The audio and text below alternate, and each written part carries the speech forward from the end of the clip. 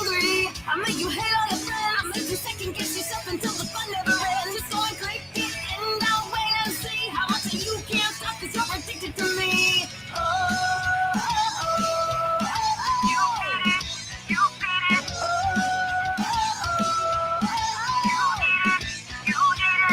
You can't try to stop now. Just wait and see that you're addicted. You're addicted to me.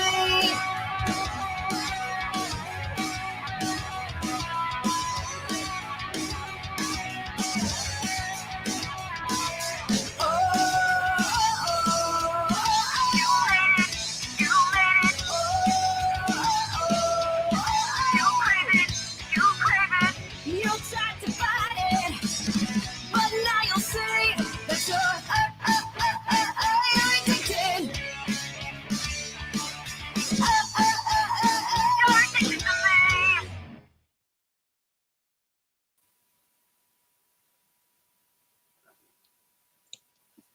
Fantastic. That was fantastic. Hey, you guys. Hey, Hey. what's up? Hey, nothing much. Good to see you guys. For everybody tuning in, catching the playback. This is Mike and Amanda from Bad Mary Band, and so these guys are a punk rock band that claim to have a classic New York punk sound. And I've listened to it myself, and the attitude's definitely there. I'm a huge fan of punk rock. I'm a huge fan of all music, and so very happy to have you guys on my channel today. Happy to be here. Thank you for having us. Yeah, thank you. Hey, no problem. I understand you guys had a live this evening too on Facebook. You guys do those on Tuesdays? Every Tuesday night, 11:15 p.m. Eastern Daylight Time now. 8:15 p.m. What did I say? 11? I was possessed and like some demon spouted the wrong time out of my mouth. You were thinking West Coast time because you just saw the video that was shot in Japan, so you're like a little messed up. We've never played at 11:15 p.m. on our live. 8:15 p.m. Eastern Daylight Time every Tuesday night on Facebook. Yep. And then we go over to our Patreon page around 9 and play some more songs over there. Usually do covers that we haven't done before over there to give our Patreon audience a little bit more. Yeah. A little bit different stuff. Now that we can't play full band at the moment, we've been taking requests and trying to learn. Yeah, we've been trying to make the best of our time. How has that been? I mean, that must be hard for you guys. You know, the similarities between a lot of my artist friends who can't go to conventions now. You guys can't play shows because of the social distancing. I mean, that's been a huge change to you guys' tour schedule, I imagine. Yeah. Yeah. You know, so converting to online and doing your Patreon and doing lives for people is very cool, so that your fans can still come in and get the Bad Mary experience. You know, It's hopefully they're enjoying it. We're having fun, you know, trying to keep some gears turning over here and definitely some creative juices flowing and everything. It's definitely different. But it's a lot of fun. We have fun. I hear you. No, go ahead. No, yeah, it's something that you know, keeps us busy, keeps us doing stuff. It keeps us keeps those gears turning. We're trying to write some music too, because why not at this point?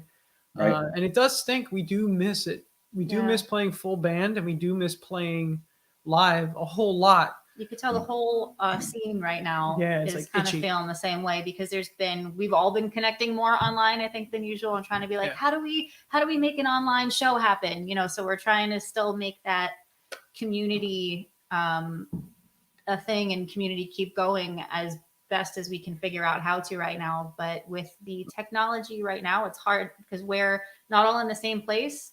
So when we've tried to play together, there's been like a 2-second lag in between, and the arrangements are not anything that anyone wants to hear at the end of it. So yeah, the latency is awful. And when we're fortunate enough that Amanda and I are together and can play, you know, at least do the acoustic stuff with you know, acoustic and vocals and a little ukulele here and there. And to connect with our fans and people out there on Facebook and Patreon and YouTube, because it's you know, gives them something to do, and for us it's a great way to it's an outlet at this point, because it's like we're so you know, we can barely leave our homes. it's really the closest I've gotten to a party in a long time. So come hang out with us on Tuesday nights, please. Yes. Yeah. Yeah, no, absolutely. I would encourage your fans to, and any new fans that come across this content to go to those shows on the Facebook, go to the Patreon and see, because honestly, like it is a huge change for a band. And I can only imagine, I did some jam band stuff when I was in my early 20s, nothing nowhere near professional. It was just for fun, but it was like party house jam band stuff. And I had my hair long and I played bass and guitar. We did vocals and I was a total hack, but you feed off the energy of the room is what the thing of it is. It's fun. And that energy of being there in person, that connection and playing music live is much different than doing it in a studio. So I imagine it's a huge adjustment for you, but I'm very happy that you guys, to hear that you said, well, we're doing some songwriting, we're trying some new things and doing some online shows for the fans because I think all the arts are the same. Where our guys in the studio are doing the same. I'm doing the same. I'm building now for crowdfund. So this is a great time where I'm stuck at home remotely to sit in my dungeon and, and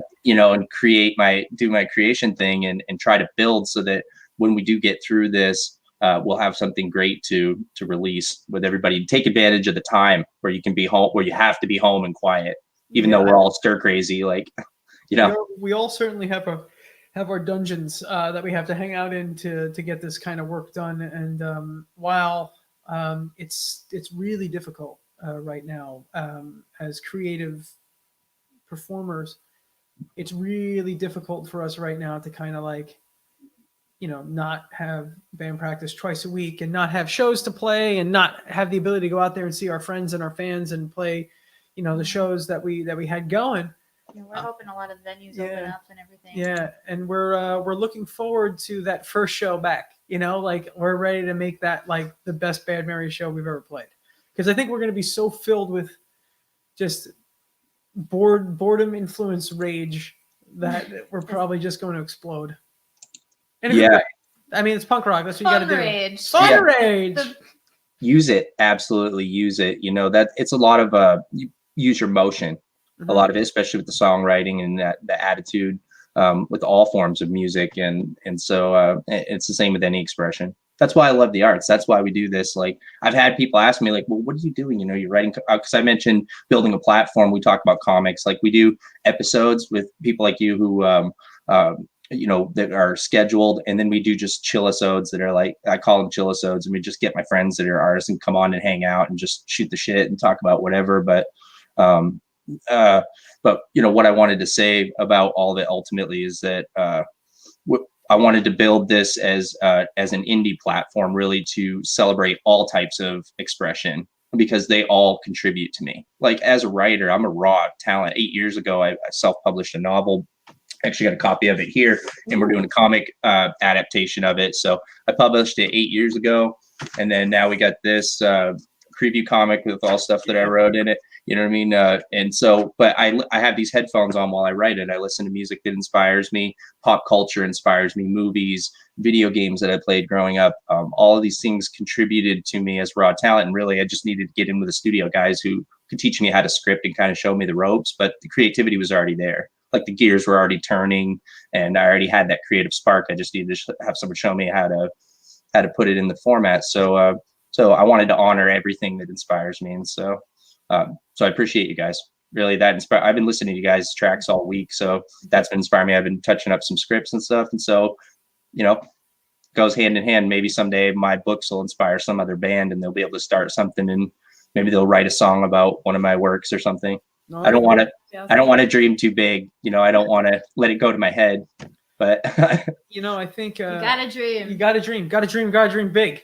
I think it's funny, right? Because everyone always asks questions, and we do interviews a bunch, and we love it. We love doing them. But it's funny because what you're saying here rings really true, because so many people ask us, "What are your influences?" And obviously, the first thing we're going to say is like the bands we listen to, So it's like we're always going to say that, but it's very rarely do we really sit and think about, well, creativity is like a soup, right? And it's got all these ingredients, and like for creativity, for us as musicians, like music is a big part of it, obviously, but like we like a lot of different things that have definitely impacted where our songs come from.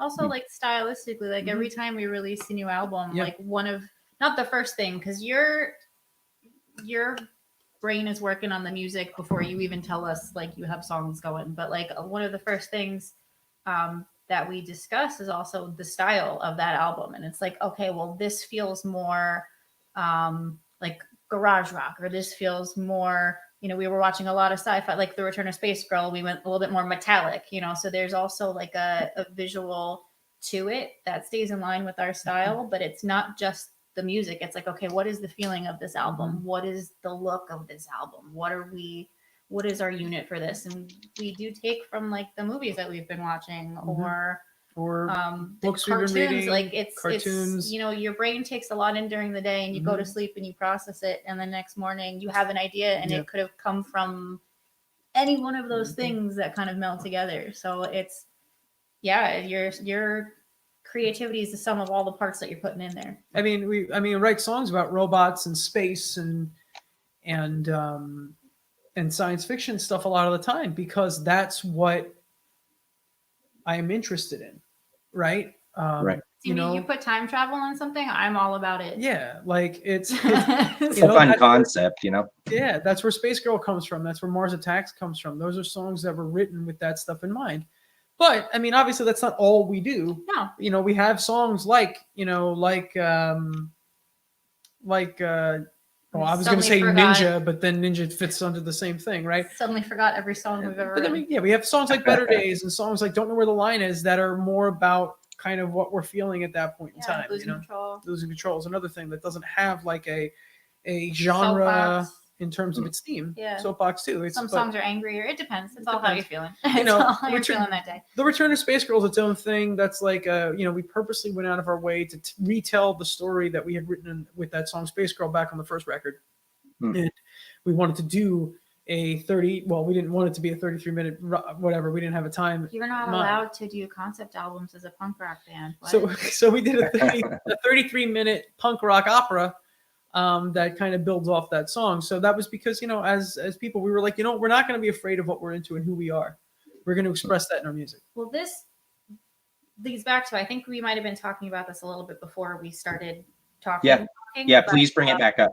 How I forgot what I was going to say. Give me a moment. Oh my god. Spin around. She'll spin around in your thinking chair. What did you just say? 33-minute punk rock Opera? Oh, Flarks. We're not allowed to do that as a punk band? It'll come to you. You know what's going to happen? I mean, it's working. It has a function, but it looks fun too. So, I mean, it's like. So what'll happen is in like 5 minutes, she'll just blurt it out. What did you say before I said interrupted myself? I don't know. I interrupted myself and forgot what I was talking about. I don't know. Oh, that's great. Talk about that in time travel. Time travel. Space Girl, robots. Don't know where the that happens to me too, but you're handling it way better than I am. I would be super embarrassed if that happened to me. There she goes. No, I remember. Okay. Did it? So things that we were kind of talking about before, a little bit, but how there's a lot of indie stuff happening right now, and with the advent of the indie whole, everyone being able to kind of publish ourselves now, because it's a lot easier to self-publish because of a lot of the technologies that we have in our current time. Yep. So when we started writing The Return of Space Girl, that's when we were kind of like, let's lean into our weirdness and let's lean into our nerdness, because the people that really want to find it and want to hear it are going to find it. Because we're kind of in that age now where like if you want to find your people, they're out there. So like lean into your art, lean into like the weird out there stuff that you want to make and believe in it. And like it's easier to connect with people that are looking for it now. Yeah, that's beautiful, and I respect you more than I can express for you doing that. I mean, if anybody embraces their weirdness and their nerdiness, it's me. I mean, I wear it on my sleeve like I'm awkward anyway. It's just a natural thing. I hate looking back on my videos because I have this thing about being recorded, and other people don't see it. People close to me don't really, because they're just used to it. But you know, you got to embrace that part of it, and that's really a creative spark in itself is those inner thoughts, those things that really, that you care about. And I like that you guys put that into your music. I mean, so all of the greats since the beginning of time, anything that they've ever created that's been fantastic and it's been widely celebrated is always something that came from their heart, something that was that came from within and who they are. And you always hear it in the interviews. They talk about it. It had some kind of sentimental value to them, or something they enjoyed personally. You know, I tend to think on that subject as well, because it's funny. I have a lot to say about all these subjects, and I can relate them all to comic books because it's kind of the same thing. Like with indie, it's very free. It's a free form type of expression. It's very there's full creative freedom. Whereas when you get into mainstream music and comics and entertainment, it almost feels sometimes that it can be soulless. Not always, but it can be kind of soulless. Like they're trying to make this formula based on social media. What's going to work? Well, if we get piece A, B, and C together, and we need to change this, and it kind of stifles the creativity of who's creating it, because they feel like they're going to get more hits with it, and they might in the short term when they're promoting it, but in the long term, I think it can hurt work.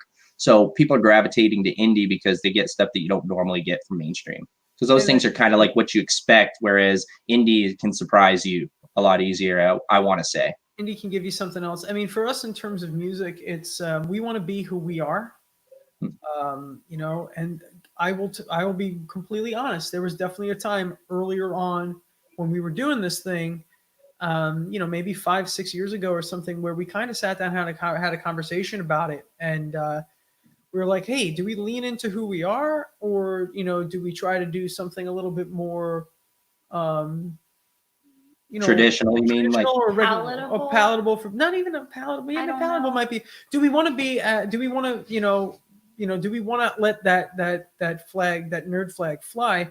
And, you know, we kind of never embraced the mentality of, I'll hide that. I think we kind of, as a band, were like, screw it, we're going to be who we are. And when we started getting into marketing more and getting out there and meeting with people, and because you got to do all the business stuff when you're indie, you got to do it yourself. That's right. So, and we are. Yeah, so if you talk to us on social media or anything like that's us. Yeah, that's us. We don't have bots. We don't have people that do it for us. We don't have PR people. Yeah, 100% one of us.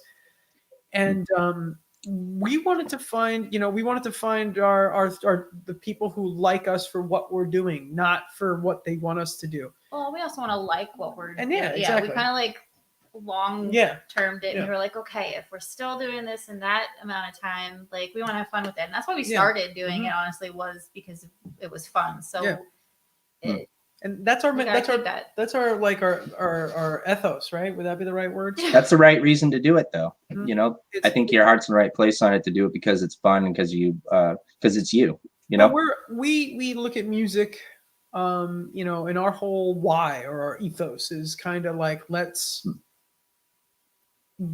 listen. You know, the world is what the world is.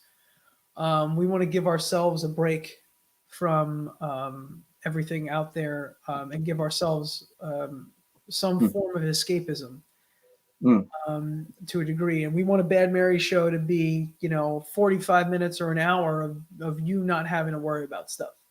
Just 45 minutes or an hour of just fun. Have a good time. Sure, are a lot of our songs bratty and a little angry and a little aggressive? Sure. We're a punk band.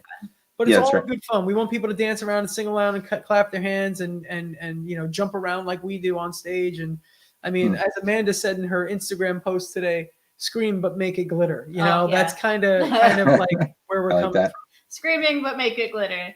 Yeah, that's definitely the current aesthetic. Is screaming but make it glitter. And that aesthetic for a while. Oh, it's beautiful. I loved I went through you guys' YouTube. Everything looks fantastic. I loved everything that you guys did as far as the lives as well. And I also like the expression where you guys had the sci-fi theme stuff, which is true to me. I'm a Star Trek fan. My father was. We used to watch it when I was a kid. Big fan of Star Trek original series. I like original series. Original series was so good. My dad had got the DVDs later too, and we were able to re-experience them. And but ultimately, like the point that you made is that you know, I feel like I can relate with it because I geek out on my own shit too. You're talking about like having escapism, and it's an outlet. It's a creative outlet for yourself. It's the same thing when I'm sitting. Ultimately, that was the inspiration behind the WordNerd thing, is that I am so comfortable just sitting at my workstation with some coffee and have my headphones on and mountains of script, like just words and words and words. And I think the most attractive thing about it is that it's such a free form type of creation. And we have that creative freedom as an indie studio, that mountain of script, creating something from nothing. Yeah. And knowing that it's mine and it came from me, and being able to see it realized in art form. Like, the first time I saw artwork come together was from this here. Yeah, I actually have a preview book. I got a PDF. I can show you guys some of the stuff that we do if you guys want to take a peek. Awesome. I understand that. I mean, I don't know how this worked out. It almost looks like I have a plan, but I don't. Like, I have no clue what I'm doing. But I found two music personalities that were into comics. We had Jesse Blaze a couple weeks ago. Yeah. Who came on, and he produced a comic as well, and his brother made a short film out of it. And then I understand that you're into comics too. We just found out backstage, like, I had no clue. This totally happened by accident, but it's good. It's a happy accident. So we also have an animated movie that might be available soon. So yeah, you're gonna have to link me to that. I'm not sure if I found it while I was it's not while I was perusing. It's only been released to film festivals right now. Oh, okay. So yeah. So anyway, our the guitar player in Bad Mary, David, our friend David, he's a college professor. He was my professor. He was Amanda's professor in college. And David is a very gifted designer. All of the Bad Mary design stuff is him. He's done all of the design stuff, all of the logos, everything. David's a monster at that type of thing. He's awesome. Theater arts designing. Yeah, he's brilliant. He teaches a bunch of different classes, but design as far as like scenic painting and like just general elements of design, like he does costumes, all of it. That's what he teaches. That's what he does. Yeah, so last year he was on sabbatical, and because he was on sabbatical for the year, his project was he was going to take our album, The Return of Space Girl, that we were currently recording, and make a short film out of it. So he learned how to animate and made a 28 or 30-minute long music. It's an animated movie that goes along with the record. So hopefully that'll be available for people to see sometime in the next 6 months or so. Yeah, we don't know yet. We're trying to figure out when we can show it, because while it was doing the festival circuit, we couldn't publish it. There was no way to have like a public viewing of it and still have it be eligible for festivals. Yeah. So that's why we held back with that. But a lot of the festivals have been postponed or canceled. Where they're up in the air. So we're trying to figure out when we can actually put that online for people to see. The storyline is a little bit different than the record. Yep. Than the record. Now this is your comic? Yeah, these are I own Hayward Saints 8, Federal Offensive Responders, and then Meteor Marley and the Astro Nerds as well as mine. And then I write Power Block and Cur the Nexus for the studio. And so this is a 22-page preview comic that has samples from all 4 stories. So we use the sample pages. Essentially, everything's all ready to go to crowdfund with.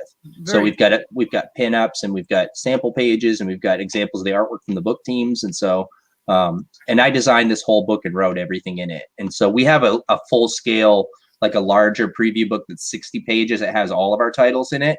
But it's cost effective for printing. Like, I'm just starting out, and so I wanted to have a standard size because the price point changes when you get larger. Yeah, and so I had to have something that was 22 pages, and it just happened to fit. We did a couple of pinups like this one for a character I created, Mammoth Monk, and I like Mammoth Monk a lot.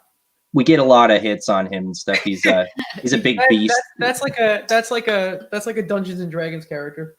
Oh, yeah, and I'm into it. I'm nerdy in that way too. I the last 2 years I wrote for World of Game Design. Yeah, and I can show you some. Check this out. worldofgamedesign.com. Okay, but he's also a mammoth.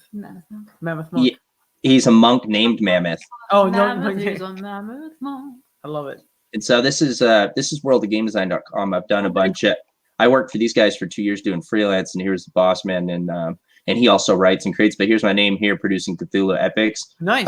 That hasn't been updated. I've done some source books for them for the Mayan, Talak Mayan as well. But you look over here, some of the guys for Old Guard Games. This is a subsidiary of the company. So you got Tim Cass, the creator of Dragon Magazine. Yeah. You got Merle Rasmussen, the creator of Top Secret. But these guys both, not only did Tim Cass create Dragon Magazine, both these guys wrote novels for TSR. You got Jim Ward, who wrote, I want to say Deities and Demigods. Right? Yeah, he did Gamma World and Deities and Demigods too for Dungeons and Dragons. You got Ed Greenwood, creator of Forgotten Realms, Yep. creator of Elminster, and like so these guys were all commissioned to work in this. I got to edit work from Tim Kask, and yeah, I got to work with all those guys, albeit remotely, but I got to reach out to them too, which was pretty cool. Yeah, we got cool. Absolutely, and I was happy to have the opportunity. But I definitely like that genre. I mean, I was writing RPG tabletop source material there, and which is different than comics, but and it was the first time for me. But he showed me a lot about it, and so that was a great experience because as a kid growing up, that really contributed to my not only my reading comprehension but also my love of fantasy. Absolutely. And so everything all just kind of went that way. And now I have Ed Greenwood coming next Saturday actually to be on the show. He's one of my idols. Yeah, he's fantastic. And I got him to read some of my work and he gave me thumbs up. So he read all of this stuff and that's what is it? Meteor Marley. Oh. You scroll to Meteor Marley and my whole face was like, what is that? That's and the Astronerd. I love it. Yeah, that's going to be a good story. I've got the preview pages. I'll get into it as we go down. But ultimately, they wanted like a Wonder Woman type for the studio. They were looking to round out the group and do a female lead title, and a bunch of people submitted. And ultimately, he was happy with my write up and greenlit me for the script. Right. Even though I own it, you know what I mean. I'm partnered with the company, so what we show publicly is a collaborative effort. So it had to be voted on by the board of trust and things, and so. Yeah, so I was super happy about that. And ultimately, it's a story about a girl who, her and her father find a meteorite in their backyard. It smashes through the house. And her father puts it on the family bookcase and it sits there until she's a teenager. And then he goes to a museum curation event and she's not supposed to have any boys over. And she has a boy over and they have this awkward first kiss and she stumbles into the bookcase. And the meteor cracks open like a decade later, and she breathes in the space gas and gets superpowers.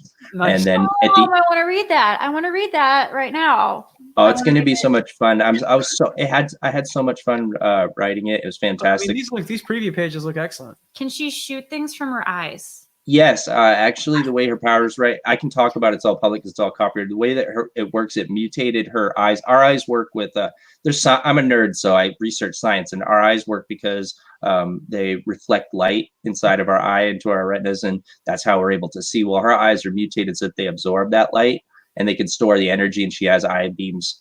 Eye beams are always a good call. Oh, she's able to focus it based on because our eyes naturally absorb or naturally reflect light, and so she's able to absorb it and reflect it in an energy source. So really, like it's this powerful beam that can slice through stone, but if you in metal, but if you blindfolded her, they wouldn't work. She wouldn't be able to shoot through them because she can't. There's no light. If there's no light for her, to absorb. So if she's simply blindfolded by a piece of cloth, then it doesn't work. Oh, she's so cool. Yeah, it's going to be a lot of fun. These pages look great. Thank you. Yeah, Rick Bonilla penciled and inked these, and it was Jay Wade Webb. We have individual book teams for everything, for each title. And so this is Hayward Saint Seiya, and I'm proud of a group title where we have Mammoth Monk and Ultra Ghost, and Intergalactic Knight is an alien. And the Awesome Angel. You can see here Ed Dukeshire is the letterer. Yeah, he's a good friend of mine. He works over at Boom Studios now. He does Power Rangers title. And so he lettered that book, the Turtles and Power Rangers crossover. He also lettered Planet of the Apes, which they own the rights to the comics for Planet of the Apes Green Lantern crossover with DC. Oh, very cool. He lettered that book, and he letters a bunch of books for them and does a plethora indie, and he's very knowledgeable. He created digital webbing and published a lot of people. A lot of people who work in mainstream comics got their start from being published in digital webbing, and so very happy to have him on the project with me. Very knowledgeable guy, and he's a good guy too. But our whole team's talented. And so we got this is 2525 AD. The Age of Armageddon heroes are recruited by guardian angels to fight for creation and stop demonic influence, supernatural evil from destroying all life. And so the 8 failed to prevent the apocalypse, and they're sent back in time as a last resort for a redo. Our government intercepts them on arrival and does something unexpected, enlists them and gives them jobs. So that's the premise of the title. It may seem like a lot, but there's a lot of characters, and it's character driven. So they're all developed and have their own backstories. So we can do kind of like an X-Men type of thing, or like Transformers, even though they're not, robots. Obviously, it was kind of the same premise. Like every episode or every comic features a different character, and they all have their own. That's cool story. So you get something different every time, and then the other characters drop to the background and become supporting cast. You know what I mean? No, And I so- get it. I get it. Yeah, so this is going to be a good title here. You see Ultra Ghost get his powers. I'll go through it quick because I don't want to take a lot of time because I want to get back to your music. But Sure. this one, this was me.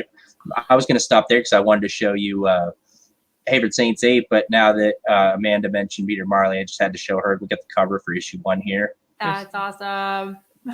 And that's Kleber Souza Lima. He's a young kid. He's probably about 22. He's from Brazil. He works remotely with us. This is a beautiful story too, like of Indy, is where he wanted to work in mainstream comics. Okay, and this kid is supremely talented. Like those lines are so clean, and he's so good. And he inks his own work, Wow. and it's fantastic. But he's been submitting to all these publishers, right? And they turned him down. Dozens of publishers turned him down. He told me while we were working with him on this project, he'd never done any professional work when he came did these for us. Okay. Jesse scouted him because my boss is we're a talent agency at Cornerstone Creative Studios. And I work for this part of the company that's publishing. So they want to convert from talent agency with their Rolodex of talents that he's been getting work freelance for, and put them to work and create our own and become a publisher. So he came into the studio. I loved his work. And he told me while we were working closely that in addition to not getting jobs, there were 2 publishers that told me he should quit drawing. They told him, "You're terrible. Don't even bother working in comics. You're terrible." Jesse took him in. We did these. He gave him some sample ideas and had him build a portfolio. Lo and behold, less than a year later, after he started submitting his portfolio with Jesse's instruction, he became a sketch card artist for Rick and Morty cards officially at Cryptozoic Entertainment. Went over to Black Box, got a bunch of work over there. They turned him into a cover artist, and now he works at not Crypto? It's Zenoscope Entertainment now. Yeah. Yep. Doing comics. So he works full time over there. He has no room for commissions or anything. They work him full time. He's so good. So that was kind of a happy story. That's just, and he's got a bright future ahead of him. This is a 22-year-old kid from Brazil who's doing this line. Got it. It looks really good. Wow. I was so happy with these pages. Like, They look great. Like really good stuff. Really good. Phenomenal. And so you got this girl here with this, and not only that, his script accuracy is fantastic. He was like 99% accurate off of the script.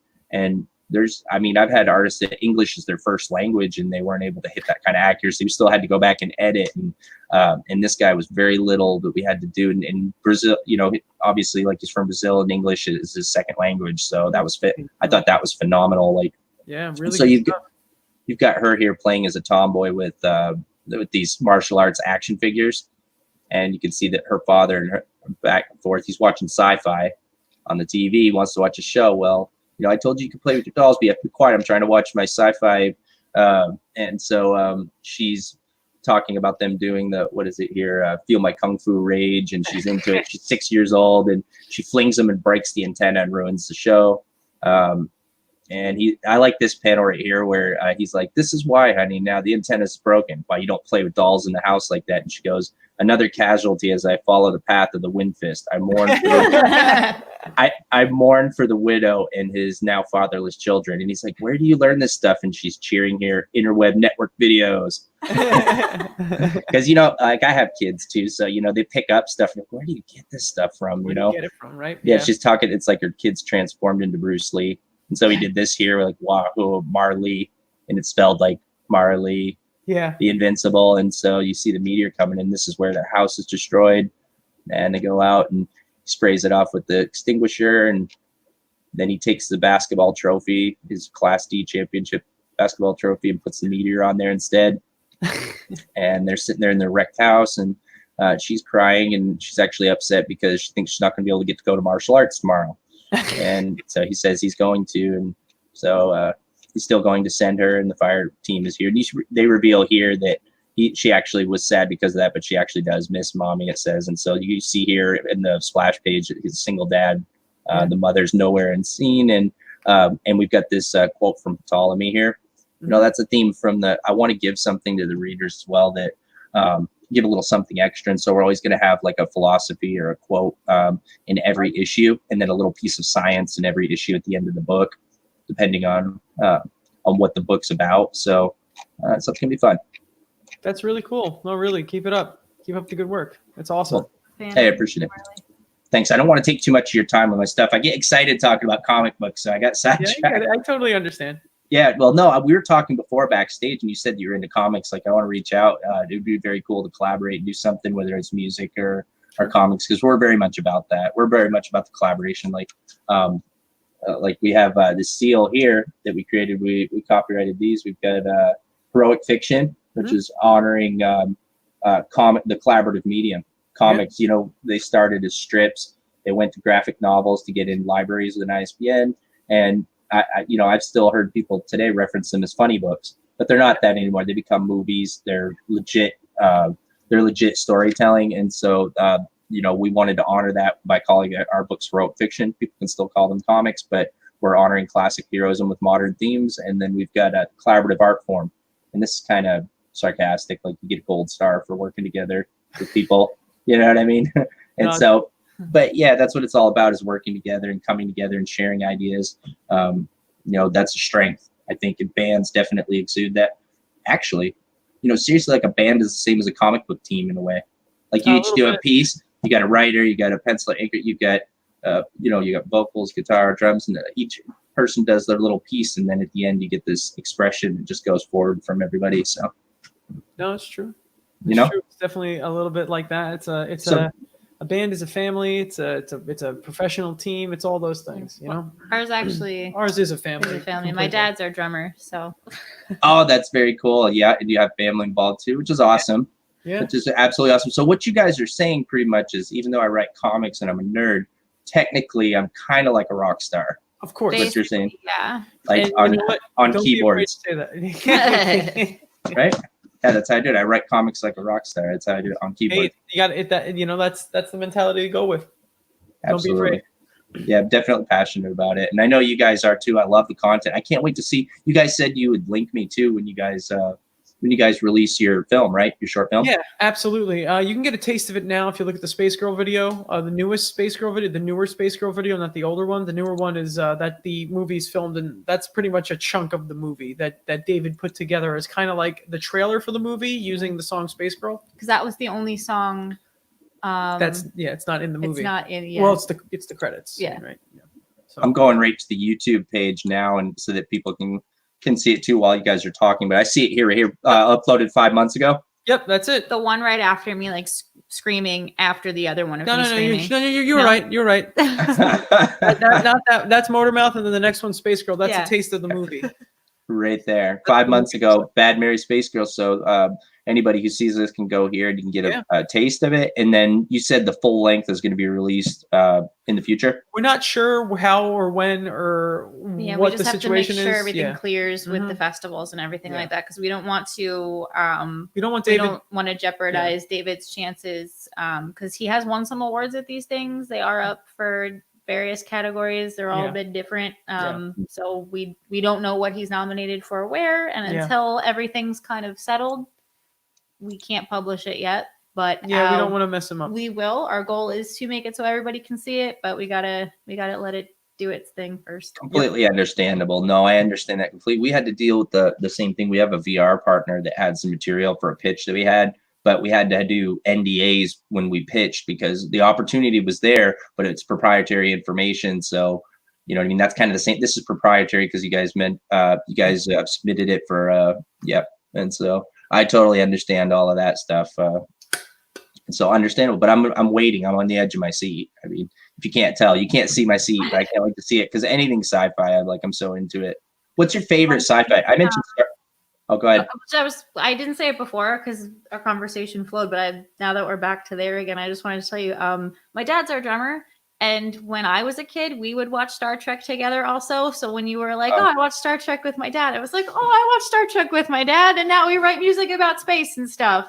Oh my God, it's such a great series to bond with over family in that way. I think everybody should watch Star Trek with their dad. I mean, or their mom or whoever. I mean, seriously, the philosophy behind it and the where they touch on humanity issues is just, and that cast too is almost you can't. It's is it induplicatable or unduplicatable? It's unduplicable. And yes. Yeah. And I was an English major, so I have no idea. Me neither. I'm a hack. Unduplicatable. Yes, absolutely. And so I think it was a great series as well. So that I have great memories watching with my father, going home after school and watching it. You know, he got to relive it. He used to do when after school. He told me about biking home and um, and going home to catch Star Trek. Like he was a Trekkie back before it was cool. You know what I mean? Yeah, no, I mean, I think I remember being a nerd in elementary school, middle school, and high school, and it was not quite there yet. I think we have to pay some props to. I don't know what made nerdiness cool. I feel like it was like a combination of movies finally, like superhero movies finally like taking off, and like I hate Yeah, to say it, but like stores like Hot Topic were like the first store where you could actually go into and buy a video game T-shirt. yeah. Um, When you it started out, couldn't get when they first started out, you couldn't get video game T-shirts anywhere. Video game and anime T-shirts, you were lucky if you can get them at a convention, and if you did, it was like really bad, or you got them as like a pack-in Mhm. to like a game, or if like you pre-ordered Final Fantasy VII back in 1997, you got Yeah. the T-shirt. Yeah. And see, now they're everywhere. And I agree with you on that. I think, Yeah. and personally, I think growing up through it and seeing it, I think that the reason why nerd culture changed and like took off, I mean, I hate to call it that nerd culture, really. It's just people were nerds. But I think Entertainment culture, maybe. I don't know. the one example that I can give is like in high school, I played Dungeons and Dragons, my friend, but I was also very athletic. Like I would play sports Mhm. and I never really fit in with like the jock people. I like to hang out with the misfits and the outcast Yeah. people because they were real and like they were good to me. And I just enjoyed that better, but you keep that to yourself. Cause even with those, like, it was like, you play Dungeons and Dragons, like you don't want to be labeled a nerd. And so you're like keeping this on the inside, and inside you have all this fantasy story and you love period stuff and all that. And it's just not something that everybody was interested. Like it almost had this taboo to it. And then when that lifted, I think the point was probably when people realized that these people who have these interests, this is where we get this content. So people who like those movies and those books and those things themselves, like, oh, okay, I get it. These people were nerdy and into this stuff. They're the best at writing this stuff. Well, Wow, I mean, the people Dungeons and Dragons is doing the best it's ever done right now. Oh yeah, absolutely. Because D&D 5th edition is crazy. It's doing so incredibly well. Like Wizards of the Coast is becoming like one of the most profitable parts of Hasbro. So it's like people, I think, have always wanted to do these types of things or to be into these types of things. And I think now because of the internet and because of just kind of being acceptable, kind of like it's a thing now. I think we were talking about sci-fi before. I think you were asking us something about our favorite sci-fi something. Oh yeah, absolutely. Yeah, Go ahead. Hit me with it. All right, you want movie or you want something else? Whatever you feel like doing, club me with it. My favorite movie of all time, and this goes back to what I said before, is Back to the Future. Oh, awesome. That's such a classic. The first one is my favorite. I love the whole trilogy, but the first one by itself is like, I think just a standalone, like iconic. So iconic in films. I mean, Michael J. Fox and I don't know why my short-term memory. Is it long-term or short-term memory? What Christopher Lloyd. I love Christopher Lloyd like across all, like whatever he has done. I know. love Christopher Lloyd.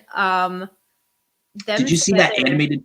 Oh, did you see that animated that he did with like the short stories in the library? I can't even remember. What was it? The Bookmaster or the Page Master? Page Master. Yeah. Such a beautifully animated story, and he was, he started out, he was animated, of course, through it, but at the beginning it was like a real film. That was beautifully done. Yeah, everything he's done has been great. Everything he's done has been great. He was in Dennis the Menace, one of my kids' favorite movie as a kid. They did the remake, like the film. I remember that. Yeah, he was that grifter, and so he was the bad guy. Yeah, he was good. He was the bad guy in Roger Rabbit too. Oh, he's so good in Roger Rabbit. He's I now, like when I first saw it, I was kid, so like I was afraid of him in Roger Rabbit. I don't think I realized like they were the same, and then I was like, wait, mind blown. Right. I love Roger Back so to the Future, probably my favorite sci-fi thing.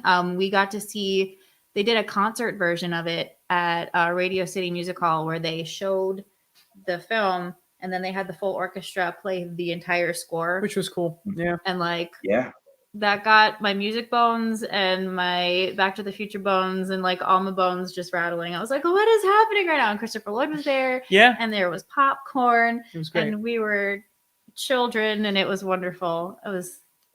Oh, that's so cool. Not a child. My inner child. Really great out. night. It's always out. What am I talking about? Yeah, I mean, that's what we get to do as musicians. We kind of get to live our inner child all the time. So.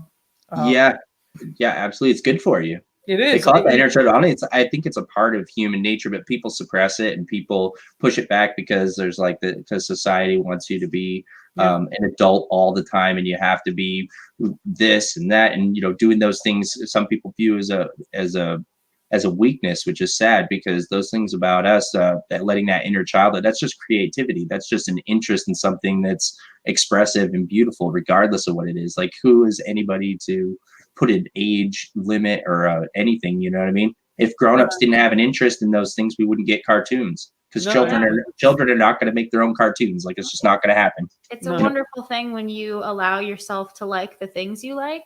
Yes. Yeah. That's a freedom. Go with it. No, it's and restricting that's just going to make you upset. Like, I mean, we're all into, even as a band, in each individual, we're all into our different, realms of that kind of nerdy entertainment type stuff. And my dad's big into Doctor Who. He's not here to say it, so I'll say it for him. He really likes Doctor Who. Awesome. A lot. Yeah, a lot. Awesome. That's a beautiful series as well. Yeah.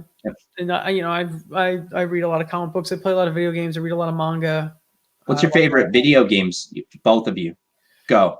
My favorite video game of all time is Super Mario RPG for the Super Nintendo.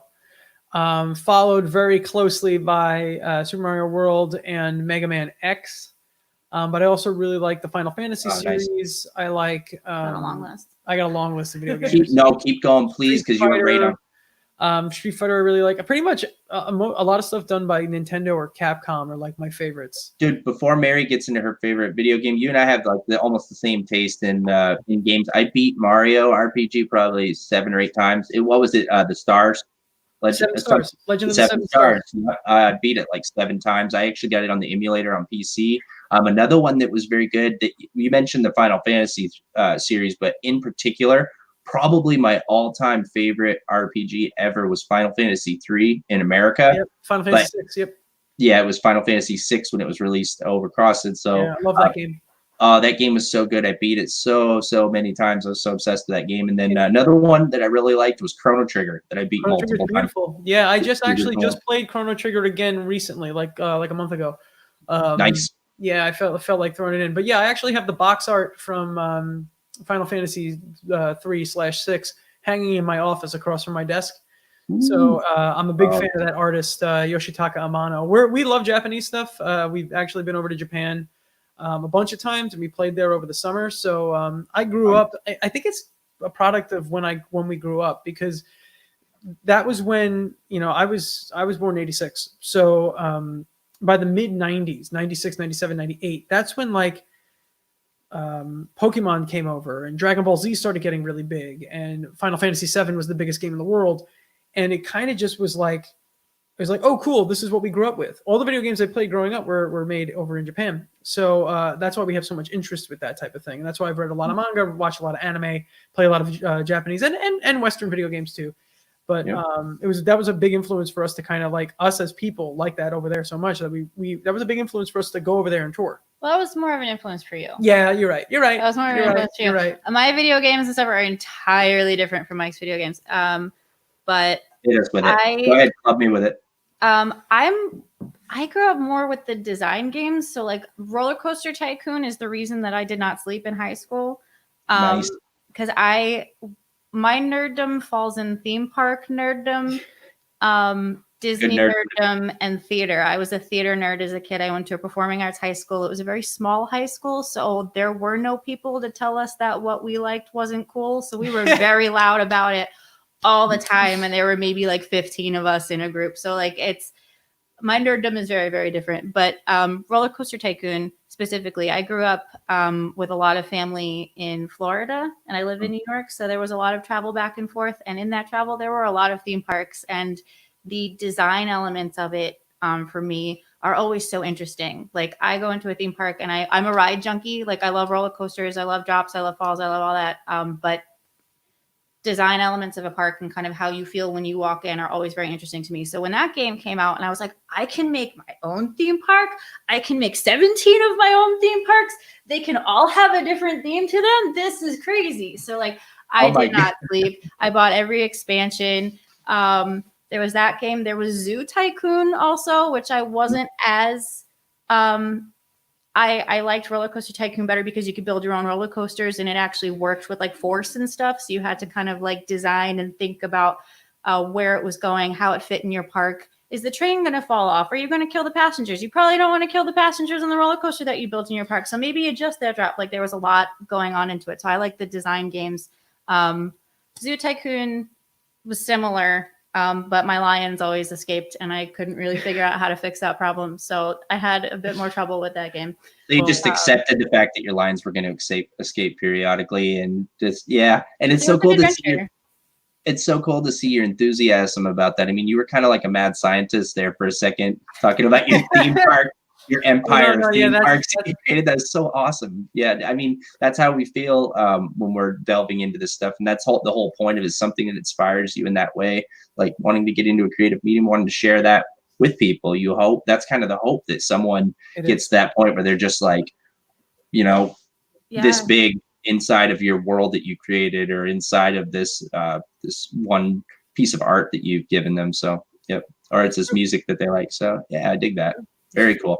So I can't ignore. I ignore the theater nerd a lot. Like I went to college for theater. I did theater before Bad Mary started. That's a lot of the reason why I really enjoy storytelling in our songs and stuff too, and why like the thing that we spent a lot of time on our other albums, EPs and everything too, but I think we sat on this for like a while and we're like, okay, what is this?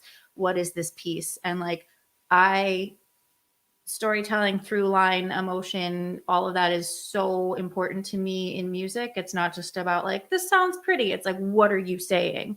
What is the point of this? What is the story? To the point sometimes they don't sound pretty. Yeah. Oh, like no, I grew up screaming and glitter. Screaming, but make it glitter. That's back to that. But I love that, Amanda, that you went back to that, because when you started to talk about it, it reminded me, because I wanted to mention the fact that you were so enthusiastic about your game choices, but also I wanted to get back, and it reminded me to mention the theatrical and ask you how that influenced your music, and you just went right into it seamlessly. So that was great, because I was wondering, because you mentioned that you were in you and 15 other people. It was 15 total, you said? Basically, I was in a performing arts high school my senior year, and I don't even remember how many were in my grade, because it was 9th through 12th grade and we were kind of all jumbled together, but it was like about between 15 and 20. Some classes were smaller because they would separate us by grade. So like at any day, it was between like 8 and 20 people in the whole. I was in a musical theater program, so in that whole program.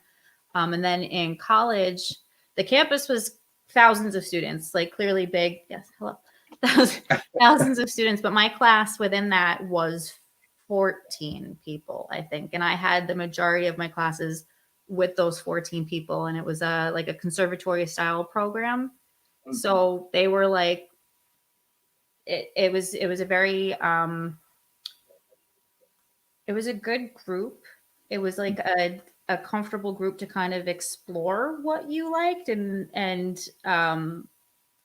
yeah, I've always kind of been in a setting, an educational setting that endorsed you kind of exploring your interests and liking the wacky stuff. And it's be who you are. I mean, that's kind of the whole feeling of it. Oh, that's very cool. Yeah, that's what I was looking for, because I kind of stumbled when I was leading into it, but I wanted to know if the theatrics had influenced your music and your presence and things that you wanted to do. And telling a story and putting on a show is theatrics, essentially. In the beginning, when we first started, I won't say like it made it hard, but I hadn't done anything up to that point that wasn't like a musical. I'm gonna use the restroom. Use the restroom. I'll be right back. I'll take up the whole screen. Woo, arms. All you, Amanda. But yeah, no, I hadn't done anything really that wasn't musical theater. And my favorite are the rock musicals. So like I cite Hedwig and the Angry Inch a lot as a huge influence because that was something that I watched the VHS of when I was in high school. And like just listened to the cast recording a lot. And that's like the most melding of like punk rock comedy show and musical that you can have in one show that I've seen to this point. But yeah, I hadn't done anything other than musical theater until we kind of started as a band. And my dad, growing up, I'd always been around like rock music and you know, going to see him play shows, but I'd never had to sing something as myself. I was always playing another character that someone else had wrote. You know, it wasn't ever like an original show either. It was like, oh, we're doing Footloose, or oh, we're doing the Rocky Horror Show, which is awesome. I would do it every day. I love that show. But again, it's something that is not ours. It wasn't just in my voice. So like the first album, when we were kind of writing our first songs, it took a while for me, I think, to get comfortable with how I sound. Like I wasn't listening to someone else sing a song, learning it, and then, you know, making it my own or trying to make it sound like them because that's the character that everyone's used to hearing. It was, what do you sound like? What's your voice? How do you want to translate? And in our first album, I love our first album, but there's some spots where like I sing stuff differently now, or I can hear that I was holding back because I wasn't sure like where I wanted it to sit yet. So theater has helped a lot, but when we first started, the transition was interesting, and I don't think I expected it. Yeah, I know what you're saying exactly. You know, when you're working off someone else's work it's already been established, it's a lot different than trying to create from nothing. There is a process to kind of creating that, and especially like you said, where you're a new band, to find out. Like I never really found out what I sounded like. I did some you know, I did some cover stuff, like when we like the jam band hangout, and then we just jam and do some things, but it was a mess, like I said. So we couldn't really get anything organized. We were young. It was pretty much all about getting hammered and getting loud, and which is kind of the spirit of punk rock anyway, isn't it? But like, absolutely, and are part of it. Yeah, I think too. Sometimes with stuff like that too, is that people have expectations. So when you're doing original stuff, it's like the only people who really have expectations are the band. It's like, this is what we want out of our music. And now that, you know, after you've been doing it for a while, the audience also starts to get expectations, but they're super supportive of, like, you know, us telling our audience, like, oh yeah, we're doing a rock opera, you know. Great. A lot of people, you know, Yeah. you know, you would think that's like, oh well, that's you know, that's death to our fan base, you know, right? No, But that's they loved amazing. it. They embraced it and they jumped all over it and they absolutely loved it. So I think that's what you're saying is freedom. I love you guys more now hearing that. It was like before the band, I had really just played characters. Yeah, so and it's not like a freedom in writing. It's like a, oh, well, I don't have to compare myself to someone else's voice. Oh, absolutely. Like, and also, like, when you're playing a role in a show or something that people know well, the audience or people going to see it have expectations of how that part should be played. Yeah. Yep. So I think that's why there was something. It's, you know, and freedom like, well, can be scary. Idina Menzel sang it that way. Yep. So it needs to be sung that way, or you're doing it wrong. Let it go. Let it go. Do we? It's getting late. So should we? Do we want to play something quick? Yeah, that would be great. Too late and too loud. Now, what I wanted to do is I'll cut out and give you guys the screen so that you guys can have essentially the stage, even though we're in the apocalypse or whatever. So we don't have stages or anything. But would you guys? How do I set it up so that you guys are featured on the screen? I have not played around and figured that out. I don't know. Really, there's got to be a way to do it. Like, I'm sure, because I don't want it to be like, you know, like, okay, so that features me, and then how do I switch it so it features you guys? I have like, I got that. There's that, and then I can. Hello? Can you change how do I talking? I'd like to switch it to you guys, but we'll see. I can hear you guys, so you guys are still in, but it's not. Ooh. I don't know off the top of my head. This. Because but I want it to be featured on you guys, and I don't want to click. What's this say here? I want to make sure I don't take you guys out of the stream. Yeah, I get you. All right, there. Yeah, so I was right. That's that would have kicked from the stream. What does this say? Remove from stream? No, we don't want to do that. Solo layout. There. All right. So All right. we're gonna play. Excuse me. We're gonna play a song called "Goodbye," which is a song sung to Space Girl from the. It's from the scientist that sent her out into space. Now, the story behind Space Girl: she's a robot created by scientists to go out into space and to survey the galaxy, to find new life and to do all these things, or to find whatever could be out there in the final frontier, as you would say. And the whole story of Space Girls, they send her out and she starts sending her reports back to Earth, and the Earth scientists are afraid of letting the people of Earth know this, so they shut her down. So this is their farewell song to Space Girl. And as we know in the song Space Girl, she is not happy about this. Well, it's the first track of the album, so a lot more happens. A lot more happens.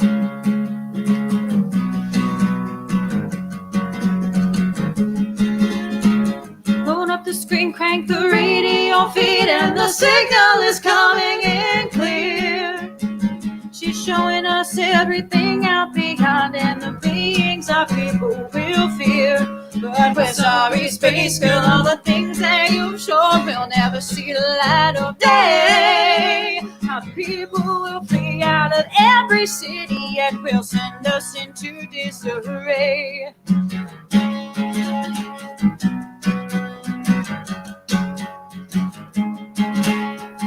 Please don't hate us or judge us for this. We are just doing what we see safe. We're protecting the people we love, but guarding them from outer space. And we know this is wrong, but we're making this choice to keep your story hidden. And we can't let you back or return to your home. Your presence is now forbidden. It's not fair.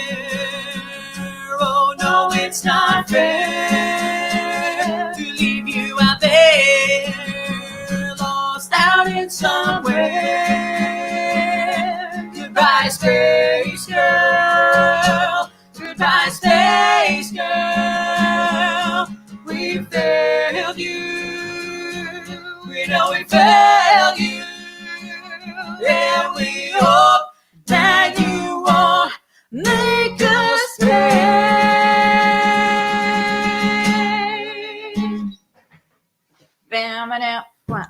Oh, that was lovely. Thank you, guys. Oh, that's great. Encore. Wait, Mike, where are you going? Encore, come back. Oh. Cool. That was fantastic. Oh, that's so cool. You know, I didn't even want to ask because I wanted to talk with you guys, and you guys are so interesting. I could talk all night, but the fact that you guys offered to do some live acoustic stuff is so cool, because that's really because I wanted that, but cool. I was gonna let you guys offer just as a respect. You know, I didn't want to overstep my boundaries or anything.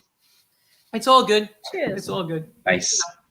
What are you guys drinking tonight? What's that? I had coffee in mine. Water. Just water. Water. Gonna keep the vocal cords nice and hydrated. It was kombucha earlier. No, I'm kidding. I had cheap vodka mixed with cough syrup, DM in mine. So no. That's terrible. That's a terrible joke. I have a mug full of molasses. Yeah. Drink my molasses straight. Yeah, absolutely. Yeah, let's just straight sugar right in my veins. I don't want to have a diabetic episode instantly have type 2 on air. Hey, you never know.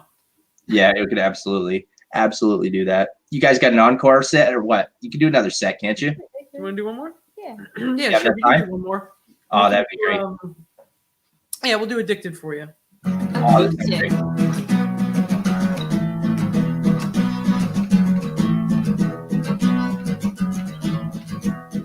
I'll take a picture for the whole world to see. I'll send you selfies and your life and do a digital see. I put some likes, here's my currency. You like to stop it, but you know that you're addicted to me. Oh, you need it. You feed it. You can't try to stop now. Just wait and see that you're addicted to me. I'll make you angry, I'll make you hate all your fans, I'll make you second guess yourself until the fun never ends. Just go and click it and now wait and see how much You can't stop because you're addicted to me. Oh, you need it. You need it. You want it. You want it. You can't try to stop now. Just wait and see that you're addicted. You're addicted to me.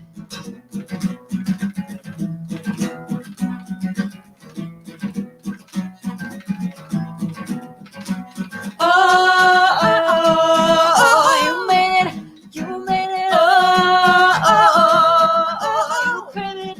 You crave it. You tried to fight it, and now you'll see that you're addicted. You're addicted to me. Oh, blown away. Thank you so much. You guys did my favorite song live. That is so cool. That's a fantastic song. You guys are great. This has been so much fun. Honestly, I'm so guilty because I think I had all the fun. Oh, we had a lot of fun. Awesome. It was so good talking with you guys. I like you guys. And what I think is that is sometime in the future, you know, this is a building process for me, but we want to do a theme of having reoccurring guests. We want to do more. This is going to be a long going channel, even though, like I said, it's a small. I have a lot of friends that are doing live streams as well. Like I noticed there's a lot of them going, especially with COVID, like everybody's going to online for connection, but also for everybody who works in entertainment, they're doing live draws and things. So, you know, the turnout obviously is very humbling, but you know, we're going to build, and in the future, I'd love to have you guys back, another time. And maybe sometime I'll talk with you when we get to a production stage about the comic thing. Cause I'd love to have you guys involved. We're going to be launching crowdfunding. I'm looking at about a year out, but I'd love to have you guys involved. I've had some other musicians help us with the videos and stuff, and get in the creative process, even with the artwork and stuff, the books. You reach out. It's all good. Awesome. That'd be great. Yeah, you guys have given me so much time. I appreciate it. I'm going to let you guys go. We'll cut the stream, but I'll be in touch. And you guys, if you want to follow Bad Mary, where would you suggest they go? What's your Patreon? Patreon is patreon.com/badmary. Okay. Simple, easy to find there. We're annoyingly easy to find on the internet. If you look at Bad Mary Band is pretty much our handle for everything. So you can find us on Twitter, Instagram, YouTube, Facebook.com/badmaryband. Now you guys don't think that was a little bit pretentious of you to do that? I told you I'm right full of bad jokes. Of course it's Bad Mary, everything. You got, that's your band. I did the same thing with my name. So, yeah. So you said patreon.com/badmary. Yep. Okay. I'm going to post that. I'm going to post that in the chat so that people who catch the replay can find you there. And then what about your YouTube too? Is that a good place for people to go to get new releases? I saw some live stuff YouTube and Spotify. YouTube and Spotify as well. Spotify are where we go. How it's been working right now is usually everything goes to, I feel like, Patreon first, because it's just a thank you to everyone that is supporting us and has made literally everything possible. Thank you, Patreon. And then YouTube, YouTube is everything's up there, whether it's music videos, there's some lyric videos, there's random videos. I feel like there's a whole bunch of stuff on YouTube too. You know, Spotify is where you get all of our music. YouTube, we have music videos, we have random stuff, we have live stuff on YouTube, and then Patreon is where you get everything early and you get special covers and all that stuff too. There's a whole bunch of stuff on Patreon. That's, you know, we try to diversify. The Spotify too, we make playlists. We put our friends, local bands and stuff like that on there too. So if you find us on Spotify, you'll find our friends. Yep, and our friends are also awesome. So I got you, and I'm with you guys on that. I left the Patreon link. Everybody can go there and get everything through that. It'll filter out into everything else if they need more content. And so I left that link up so that people can get that and follow you guys. I will definitely be following you guys. I'm now a dedicated, diehard fanatic fan of Bad Mary. So thank you guys, you've won me over. So well, thank you so much. And I gotta check out those comics, man. I am psyched. It's Meteor Marley. Meteor Marley and the Astronerds. Yeah, we're doing Hayward Saints 8 first, but that's the scripts are all done for everything. So we're just looking for production money to do the artwork, to pay my guys. They're talented and they're worth it. And so hopefully we can get a following and go into that and get a successful crowdfund and get people some cool books. So I would when we publish, I will definitely make sure that you get a copy of that. We'll send you guys some cool stuff to read. So, Well, thank you. It looks awesome. Thank you, and we'll be Thank sure you. to send some music your way whenever we have it. awesome. I appreciate it. Thank you so much, you guys. Thank you. Okay, you guys have a good night. All right. You too. Good night. Good night, everybody.